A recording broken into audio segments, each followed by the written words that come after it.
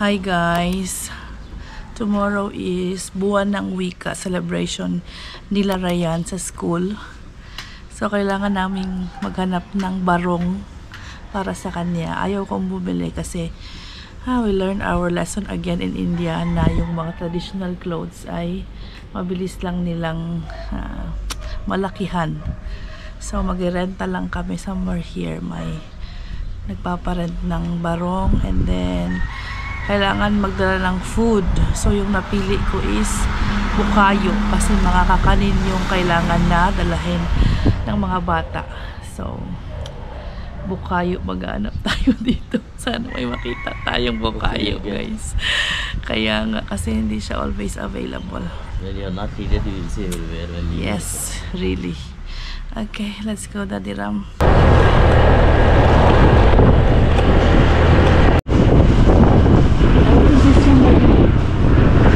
They have bukayo. Please have bukayo.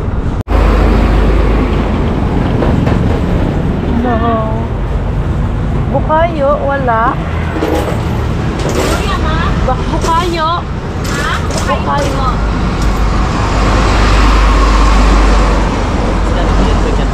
Ha? After we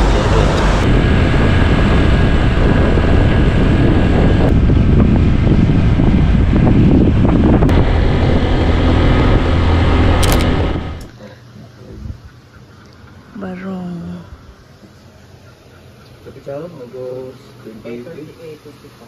Ang dami oh. Wala. Bad luck. Struggle is real. Dito na kami sa bahay guys. And ngayon pa lang ako kakain. It's already 3:15. Susunduin na ni Daddy Ram si Ryan sa school. Wala talagang barong guys. Nagpunta kami ng NCC, nagpunta kami ng Lots for Less. Wala. So, akala ko diretso na kami ng Victoria Plaza. Medyo malayo kasi ang Victoria. Pero for sure, meron kasing barong talaga doon at hindi na tayo magre-renta. Bibili na tayo. Kasi wala tayong makitang marentahan. Then, may mga kakanin din doon. Hindi ako sure kung meron silang bukayo. Pero i-check ko kung merong Bicol kakanin, yun ang bibilhin ko. Kasi wala tayong option. But, kailangan muna naming sunduin si Ryan. Kasi wala ang ibang susundo, diba? Sila ay natutulog. Si ate, si Maui. Tsaka si Ishi siguro nasa kwarto lang. Then sabi ko sa teacher ni Ryan, kasi kailangan nilang mag-decorate, diba? May competition. So sabi ko, kung kailangan mo ng dahon ng saging, meron kami marami dito sa likod bahay. Sabi niya, oh sige, mag-message ako, ma'am. Hello. How was school?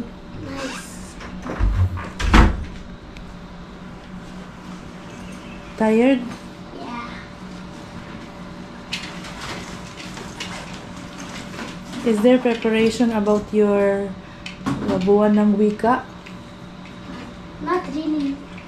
Like, I don't experience. It was just like a normal day, but I think there was, but only the teachers know because for a long time we were like only sitting in class and we didn't know what was happening outside. Maybe tomorrow they will continue the preparation. But Dad and me will go to Victoria to get some barong. Okay. You stay with Tita Joy and Ate Ishi, okay? Okay. Then the kakanin also, like Filipino delicacies, you need to bring tomorrow. So I will get that one also. I'm so excited for some reason. You're excited? For tomorrow. Yeah, it's your first time to experience, right? Also, nutrition month is my first time. Yeah, nutrition month was also good, right? Yeah. It's almost the same, but Even though different concept. Even though we didn't win, it was still nice. Yeah. At least you all tried your best. Yeah. Punta na tayo ng Victoria, guys. Ready, Daddy? Okay, let's go.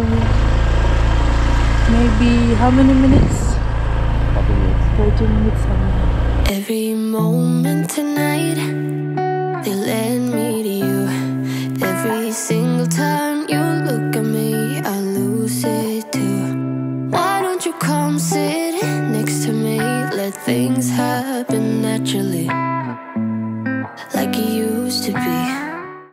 Ayan, ang dami nilang bukayo dito, guys. Ito yung pinuntahan namin last time. Uminom kami ng buko. Ayan, ang ating bukayo.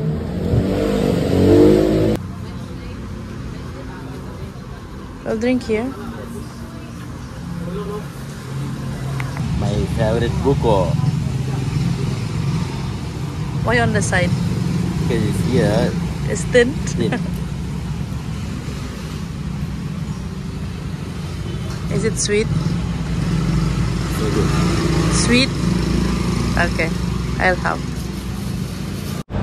Sweet bukayo. That's why Madam drinking.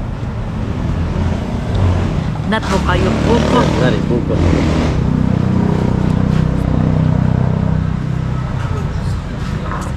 It's finished. Sorry?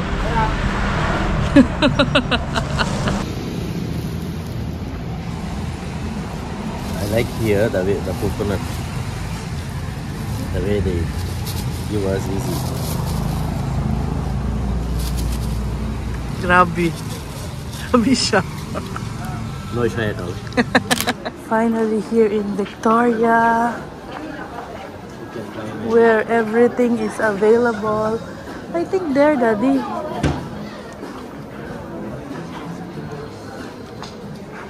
May mga ganyan pa sila.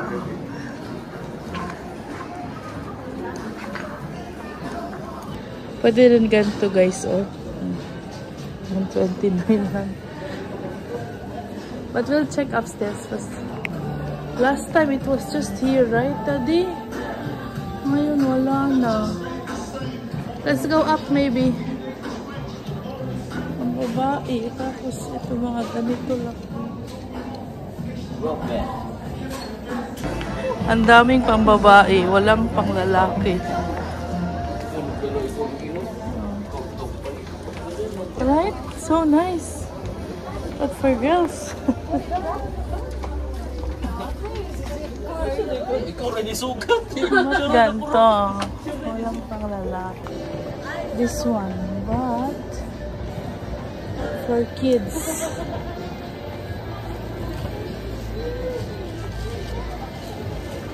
Sana meron talaga. Let me ask.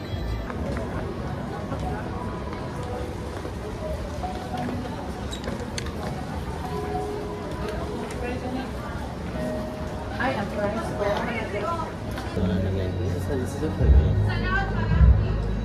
See, I can hear already.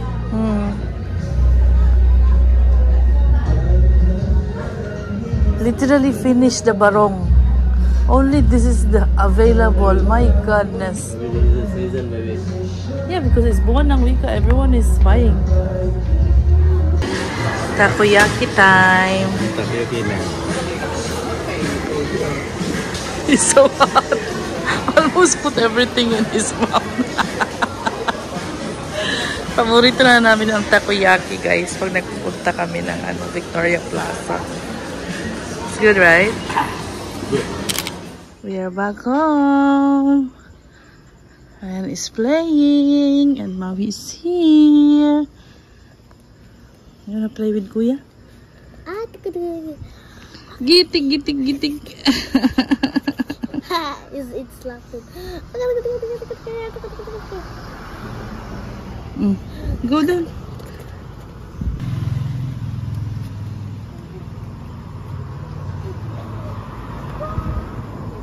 You just woke up, Maui.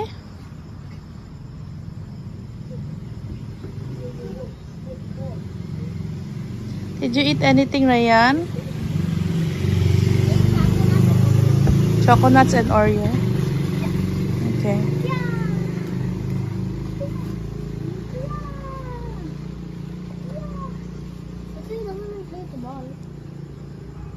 You wanna try your barong? Huh? Come on. Let's see how it fits you. Okay. Tito Ram, where are you going, Tito Ram? Exercise. You will bring Maui? How will do that? And laundry din, magpapa-laundry sila. He knows you're going somewhere, so see? He wants to go down. Yeah, take it up. Ayan guys, meron na naman tayong package from Gojudok, yung portable fan na paborito ko. Ayan, ito siya. Open natin.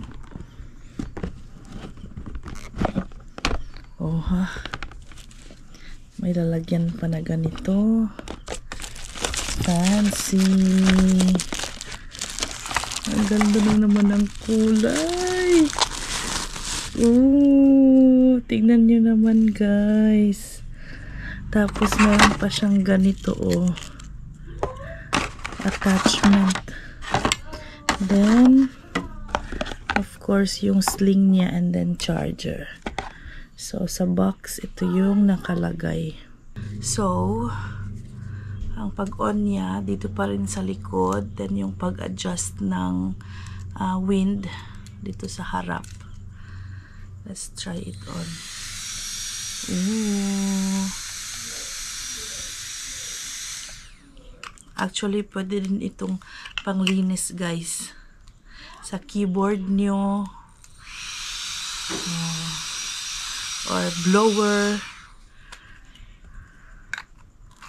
Blower sa buhok. Nahulog. Ang cute, diba?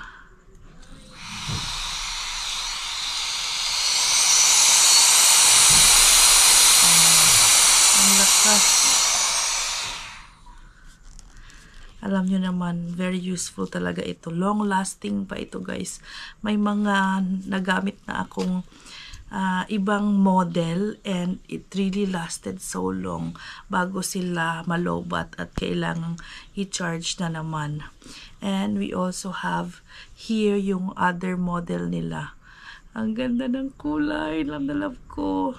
Meron ding screen dito. Ayan. Then, same. Pag gusto nyo mas malakas, ang bilis lang din niyang i-charge. Napakatagal malobat. Mas gusto ko ito actually kasi very handy lang. Mas magaan. Ito medyo mabigat. But I'm so happy na may bago na naman tayong portable fan. Alam niyo naman na napakainit dito sa Pilipinas. And pag meron kang ganito, siguro meron na akong 5. Ipamimigay ko na yung iba. Kasi parang ito na yung magiging paborito ko guys. So link will be in the description box below guys. Available siya sa Shopee, okay? Ililink ko yung ano niya details. Kung gusto niyo, bili na kayo. Ay, ang ganda talaga. So, I have here yung aking laptop na madumi. Try nating linisin.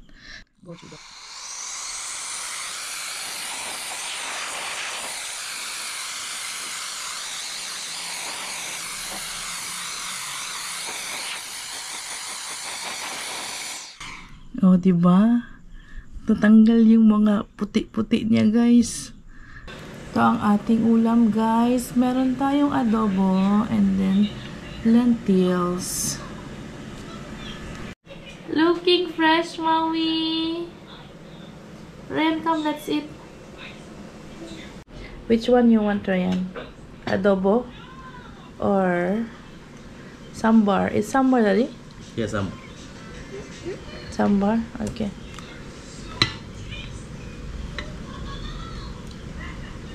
Careful. careful.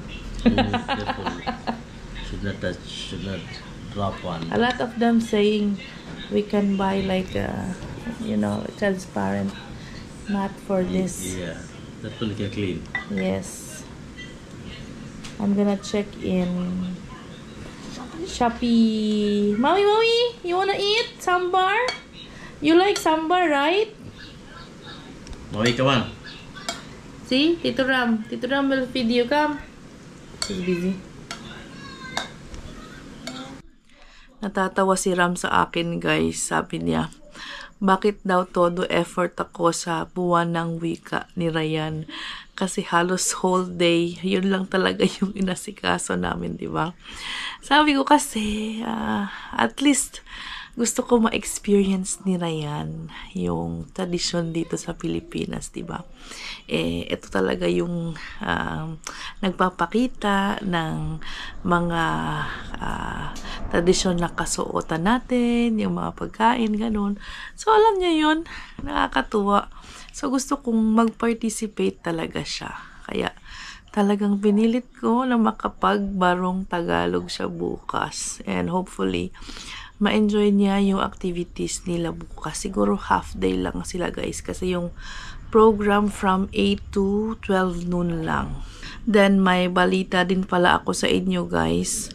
May mga nakita akong comment nagtatanong kung kailan daw ang alis nila ate. Kasi sabi ko, last time na end of this month. Ano na ngayon, guys? 28 today, tomorrow, 29. Kung kailan ko ipapublish ang video na ito. 29. So, katapusan na daw at nandito pa rin sila sa Pilipinas. Actually, nakalimutan kong sabihin sa inyo na mag-i-extend pala ang bakasyon nila dito sa Pilipinas kasi may hinihintay silang dokumento. So, hindi pa sure kung kailan darating yun. Pero, once na nakuha nila ang document na hinihintay, yun, babalik na sila ng US. So, hindi sure kung in a few weeks or this September ba talaga, ganun. Basta, ang sure, pag nakuha na yung dokumentong yun, babalik na sila sa US. Pero, sobrang happy namin kasi at least na-extend, di ba? Alam niyo naman kung gaano kami ka-close, kung gaano namin mamimiss si Maui, kasi hindi na naman natin alam kung kailan sila makakabalik sa Pilipinas, kung anong mangyayari next. So, ayun guys, talagang sobrang saya namin na may extend sila dito. Kahit ilang weeks man lang sa Pilipinas para sama-sama pa rin kami. Night, Ryan. Why are you doing it in the vlog? Huh? Why are you doing it in the vlog? Night. Nakatulog siya guys dahil nagbasa ng libro. Let's sleep early so that you will enjoy the buwan ng wika tomorrow. Yeah. Say bye to guys. Bye Bye guys. guys. Like and subscribe, like, share, ring the bell icon. Bye. See you bukas.